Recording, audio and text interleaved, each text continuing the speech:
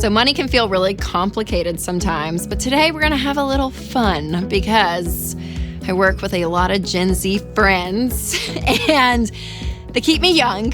And they always are teaching me new lingo. They'll say things and I'm like, what are you talking about? Like, what is this language you all are speaking?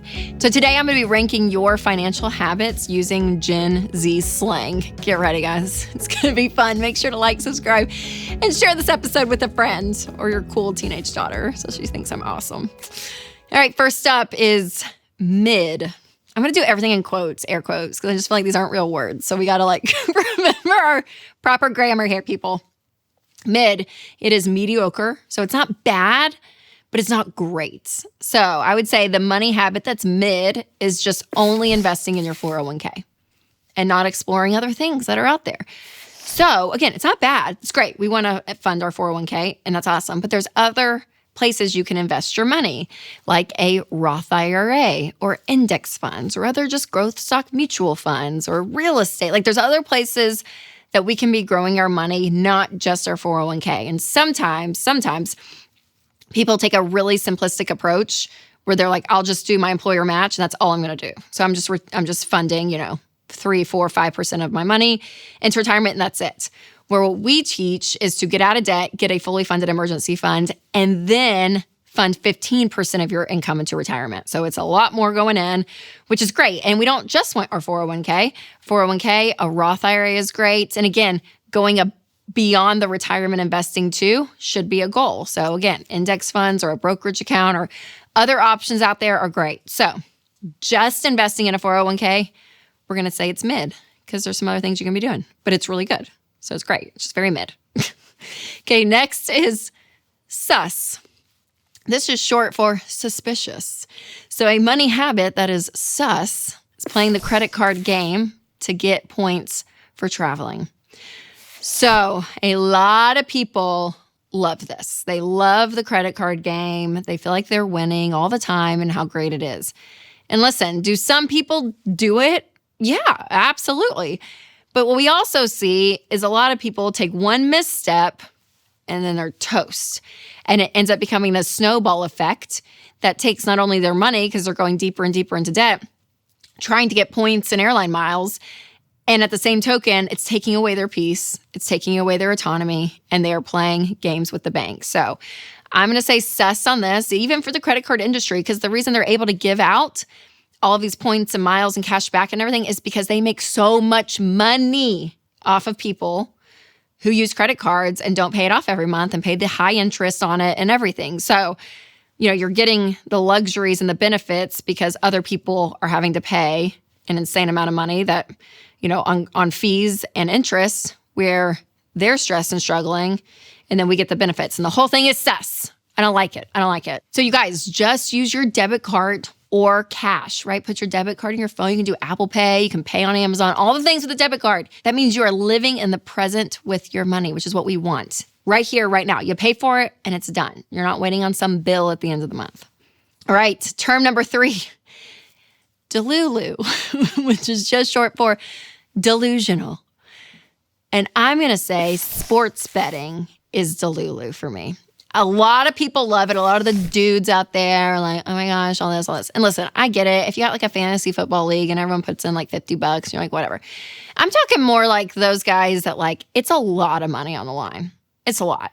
And it's so hard for me to understand it because you're not changing the game. You're not playing the game, right? If someone's like, Rachel, put money down to see if you can win a cornhole championship, right? And I'm going to know, I'm not great at that. So I'm not going to put as much, I have the ability to know what I'm going to do, right? I have some control in the situation.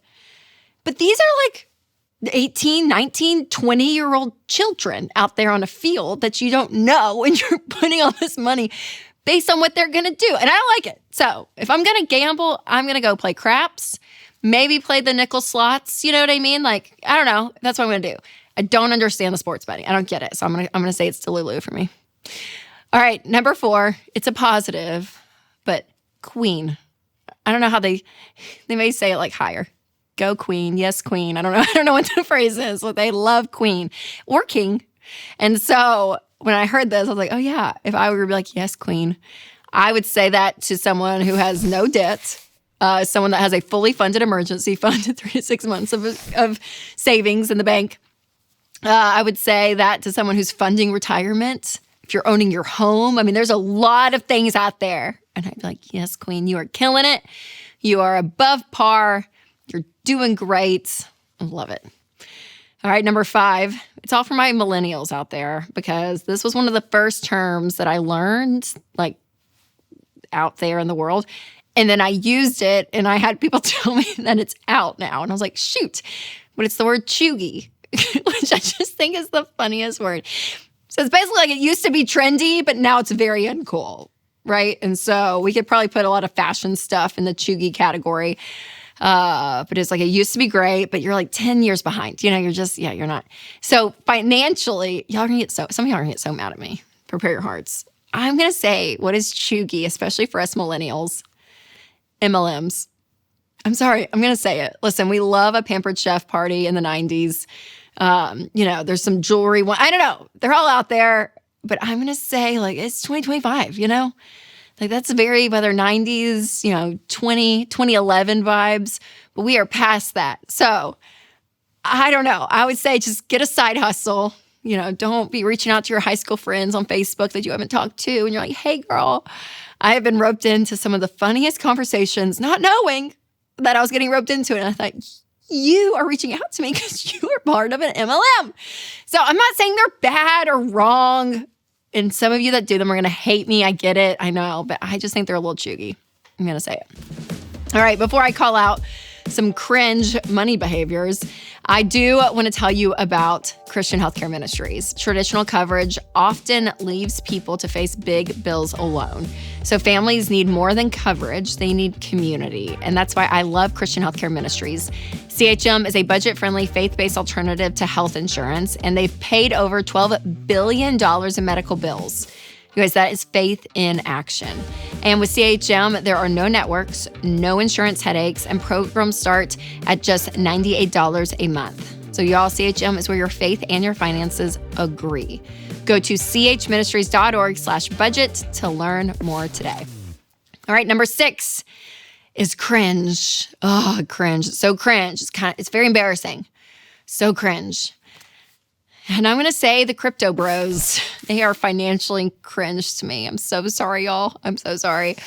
But man, they really take it on as a badge of honor, and they talk their big game and all of it. And I'm just like, it's just kind of cringe. Again, if they're diversified in their financial outlook, and maybe it's a small part of it, that's great. But usually if you're like in that world, you are all in. And it's just a little cringe to me. All right, number 7, it's a phrase, but the phrase is weird flex, but okay. So this refers to someone who thinks they have something to brag about, but no one else thinks it's impressive. So I'm going to say having your credit score in your dating profile is a weird flex, but okay moment for me. Obviously, I'm not on dating websites. I don't know, but apparently people put their credit scores out there.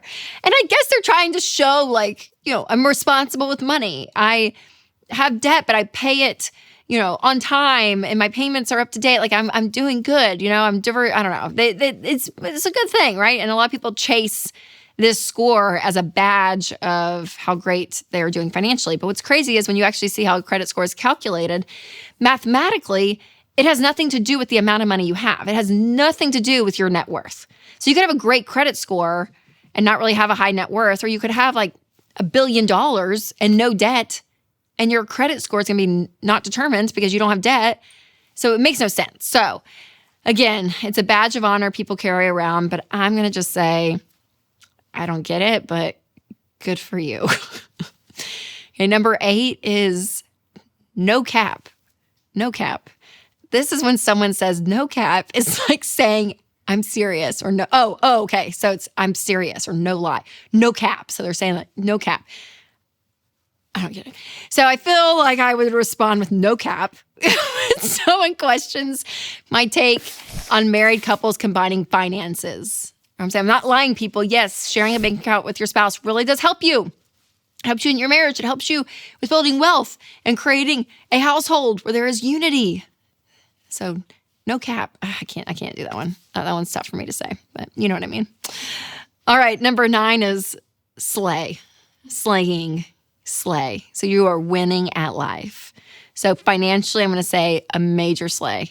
I don't know if that's how they use it, but slay is a paid off house. For sure, no question, hands down, you are slaying if you have a paid off house. And I just think that's incredible. Absolutely incredible. So if you are thinking, okay, that's not me right now, make sure to check out our Get Started assessment so that you can start making progress with all of your money, not just a paid off house, but all of it. So some of these things, if you're thinking, wow, I love sports betting and I'm not funding retirement, maybe you should do this assessment, right? Get on board, start a plan, actually start being in control of your money and doing something great with your income. Now, if you want a more in-depth picture of how you're doing financially, check out my episode 7 Signs You're Way Above Average. Shocking money stats. That's coming up next. Or if you're listening on podcast, I'll put a link below. All right, you guys, remember to take control of your money and create a life you love.